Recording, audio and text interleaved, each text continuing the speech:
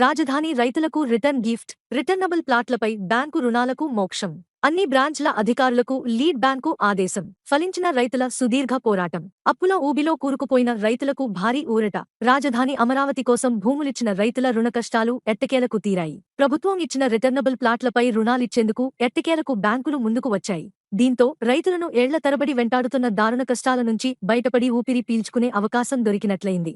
రాజధాని కోసం వేల ఎకరాలు త్యాగం చేసిన రైతులకు అప్పటి టీడీపీ ప్రభుత్వం రిటర్నబుల్ ప్లాట్లు ఇచ్చింది.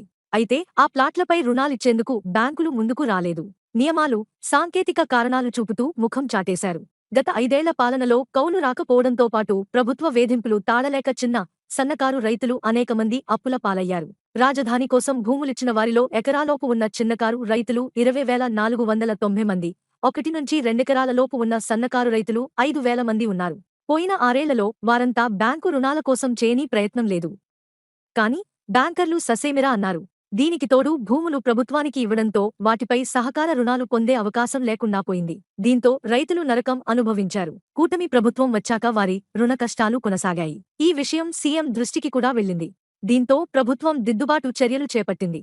ముందుకొచ్చిన లీడ్ బ్యాంకు రిటర్నబుల్ ప్లాట్లపై రుణాలివ్వాలని లీడ్ బ్యాంకు అయిన యూనియన్ బ్యాంకు తాజాగా జిల్లాలోని అన్ని బ్రాంచ్ల అధికారులకు ఆదేశాలు జారీ చేసింది. రుణ మంజూరుకు ఈ ఏడాది ఫిబ్రవరిలోనే బ్యాంకులు ఆమోదం తెలిపాయి.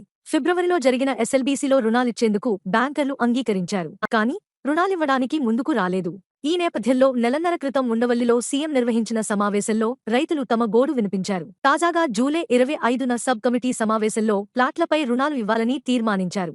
ఈ తీర్మానం ఆధారంగా లీడ్ బ్యాంకు ఆదేశాలు జారీ చేసింది. ఆ ఆదేశాల మేరకు బ్యాంకర్లు ముందుకు రావాలని రైతులు కోరుతున్నారు.